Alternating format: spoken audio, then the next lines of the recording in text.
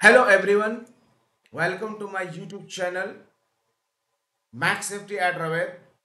Today I will discuss about HIRA. What is HIRA? Actually, HIRA is a short form of Hazard Identification and Risk Assessment. Hazard Identification का मतलब होता है कि किसी भी खतरे को चिन्हित करना एंड रिस्क असेसमेंट का मतलब होता है रिस्क का मूल्यांकन करना।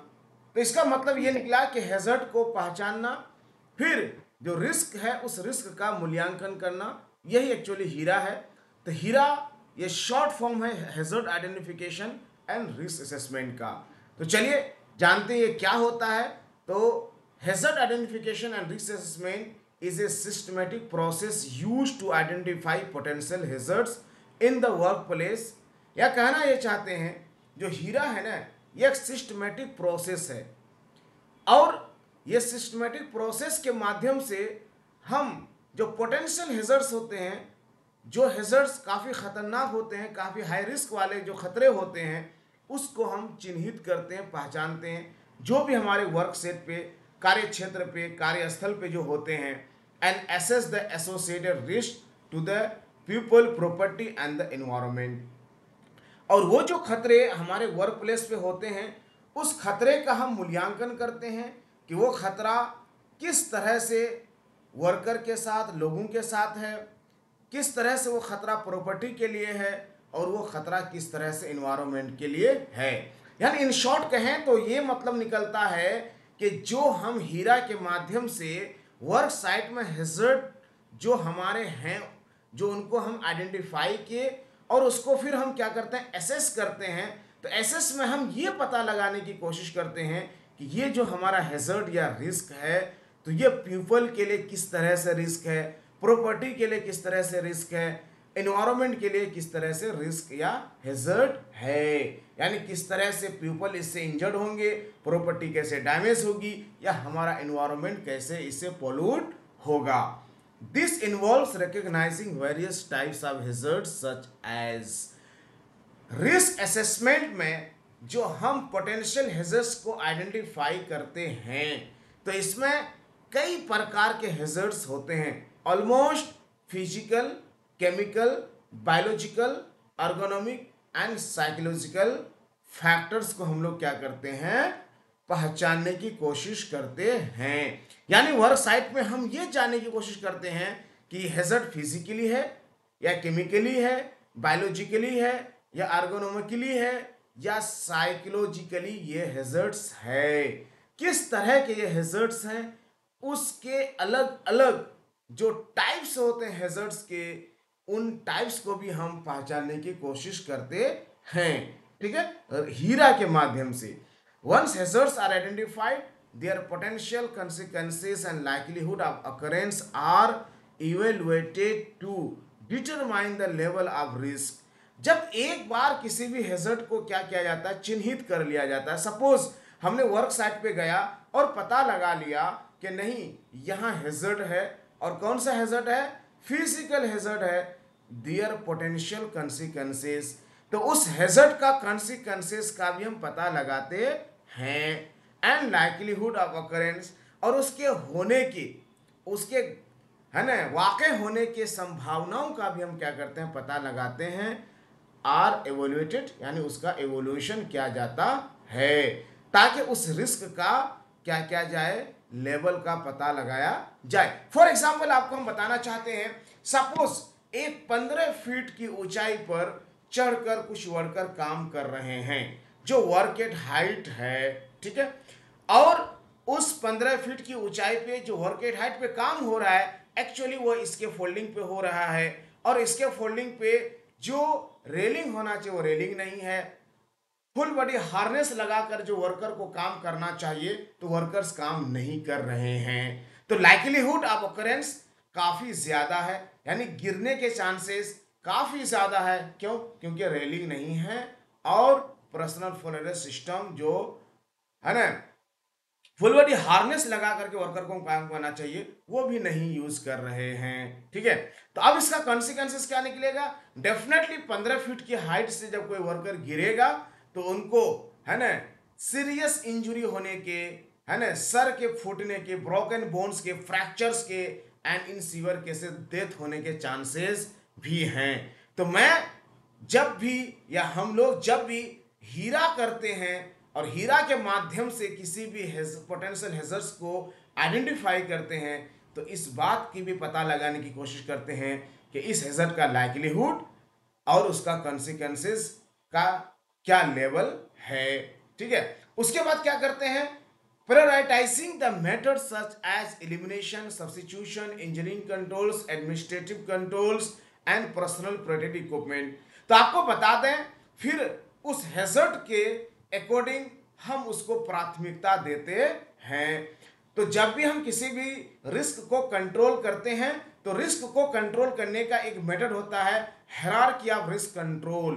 ठीक है, तो हम हायरार्की ऑफ रिस्क कंट्रोल के मेथड से हम उस हैजर्ड्स को कंट्रोल करने की कोशिश करते हैं कि एलिमिनेशन यानी उस हैजर्ड को एलिमिनेट किया जा सकता है या नहीं किया जा सकता है। अगर नहीं किया जा सकता, क्या उसका कोई सब्स्टिट्यूट हमारे पास है या नहीं है। अगर नहीं है तो फिर हम इंजीनियरिंग कंट्रोल देखते हैं, उसके बाद एडमिनिस्ट्रेटिव कंट्रोल देखते हैं, उसके बाद पर्सनल प्रोटेक्टिव इक्विपमेंट यानी पीपी देखते हैं। अगर हम बात करें एलिमिनेशन और सब्स्टिट्यूशन का, तो ये सबसे ज़्यादा मोस्ट इफेक्टिव मेथड होता है किसी भी रिस्क को कंट्रोल करने का। इंजीनियरिंग कंट्रोल हमारा अगर देखें तो ये हमारा मीडियम मेथड माना जाता है रिस्क को कंट्रोल करने का, और एडमिनिस्ट्रेटिव कंट्रोल और हमारा पर्सनल प्रोटेक्टिव इक्विपमेंट, ये जो दोनों है ये हमारा दोनों लीस्ट इफेक्टिव माना जाता है। आइए हम एग्जांपल से आपको समझाने की कोशिश करते हैं कि किस तरह से हायरार्की ऑफ रिस्क कंट्रोल को हम लोग यूज करते हैं elimination, substitution, engineering control and administrative control and personal protective equipment में। सपोज कुछ वेल्डर्स हैं जो वेल्डिंग का काम कर रहे हैं, ठीक है, तो उनकी वेल्डिंग की मशीन में जो बिजली का कनेक्शन गया हुआ है वो तार काफी डैमेज है। ठीक है, अब हम लोगों ने देखा कि तार काफी डैमेज है, तो यहाँ इलेक्ट्रिक शॉक लगने के जो चांसेस हैं, जो लाइक्लीहुड हैं, वो बहुत ज़्यादा हैं। और अगर किसी वर्कर को इलेक्ट्रिक शॉक लग जाता है तो उसका कॉन्सिक्वेंसेस भी काफ़ी भयावह होगा। यानी इंसान को जब भयानक इलेक्ट्रिक शॉक लगेगा, हाई वोल्टेज इलेक्ट्रिक शॉक लगने की वजह से उसकी जान जा सकती है। तो हम यहाँ रिस्क को कंट्रोल करने का मेथड क्या ढूंढते हैं, सबसे पहला मेथड हम ढूंढते हैं कि एलिमिनेशन, यानी उसको एलिमिनेट कर दिया जाए, यानी तार को क्या कर दिया जाए, हटा दिया जाए। ठीक है, अगर तार हटा देते हैं तो डेफिनेटली, क्योंकि वो डैमेज जो तार था वो डैमेज तार क्या हो जाएगा, हट जाएगा। तो इस तरह से हमारे यहाँ जो इलेक्ट्रिक शॉक लगने के चांसेस हैं वो काफ़ी कम हो जाएंगे। सब्स्टिट्यूशन की अगर बात करें तो सब्स्टिट्यूशन में क्या होता है कि हम उसकी जगह पे कोई दूसरी चीज़ का इस्तेमाल करें। सपोज सॉल्वेंट बेस्ड पेंट का हम प्रयोग करने वाले हैं किसी पेंटिंग काम के लिए, तो हम जानते हैं कि सॉल्वेंट बेस्ड पेंट काफ़ी हैजार्डस एंड काफ़ी है ना पॉइजनस एंड टॉक्सिक हुआ करता है। तो हम उसकी जगह पे क्या यूज़ करने की कोशिश करते हैं, वाटर बेस्ड पेंट। तो ये उसकी जगह पे एक मेरा सब्स्टिट्यूट हो गया। इंजीनियरिंग कंट्रोल मेथड में क्या होता है, सपोज किसी वर्क साइट पे काम चल रहा है और वहाँ काफ़ी हीट है और काफ़ी तापमान है, तो वहाँ हम लोग एग्जस्ट फैन वगैरह लगा करके हम लोग क्या करते हैं, उस हीट को कंट्रोल करने की कोशिश करते हैं। तो ये हमारा इंजीनियरिंग कंट्रोल हो जाता है। एडमिनिस्ट्रेटिव कंट्रोल की अगर हम बात करें तो safe system of work develop करते हैं, जिससे वर्कर जो भी काम करे वो सेफ सिस्टम ऑफ वर्क का पालन करते हुए करे, ताकि हैजर्ड को अच्छे से पहचान सके और सेफ मैनर में अच्छे से वो काम कर सके। तो ये हमारा इस तरह से एडमिनिस्ट्रेटिव कंट्रोल होता है। और हमारा लिस्ट होता है कि जो भी वर्कर्स जो भी काम करे उसके काम के अकॉर्डिंग हम उसको पीपी दें। उसके बाद हम बात करेंगे effective communication of risk, proper communication and ongoing training are essential components of the HIRA process. अब बताना ये चाहते हैं कि हीरा प्रोसेस का कंपोनेंट, एसेंशियल कंपोनेंट के तौर पे इफेक्टिव कम्युनिकेशन ऑफ रिस्क, यानी जो भी उस कार्य क्षेत्र पे रिस्क का पता चला, जब आइडेंटिफाई किया गया पोटेंशियल हैजर्ड्स को या रिस्क को, तो उसका कम्युनिकेशन भी होना बहुत ज़रूरी है। यानी जो भी वर्कर्स उस काम को करने वाले हैं या जितने लोग उस काम में इन्वॉल्व होने वाले हैं, सारे एम्प्लॉइज़ के साथ, सारे वर्कर के साथ उस रिस्क का कम्युनिकेशन यानी उस रिस्क को अच्छे से बताना बहुत ज़रूरी होता है। उसके बाद उस रिस्क का जो प्रॉपर डॉक्यूमेंटेशन है, उस रिस्क का प्रॉपर डॉक्यूमेंटेशन, यानी उसको आपको बाकायदा रिटन फॉर्मेट में बाकायदा लिखित उसको आइडेंटिफाई करके उसका कंट्रोल मेजर तैयार करना है। ठीक है, और जो भी हमारे वर्कर्स वहाँ काम कर रहे हैं, ठीक है, उन सारे वर्कर्स को उसके अकॉर्डिंग ट्रेनिंग भी देना बहुत ज़रूरी होता है। ये हीरा प्रोसेस का एसेंशियल कंपोनेंट में से आता है। Continuous improvement through regular review and updating of risk assessment helps ensure a safe and healthy work environment for all स्टेक होल्डर्स।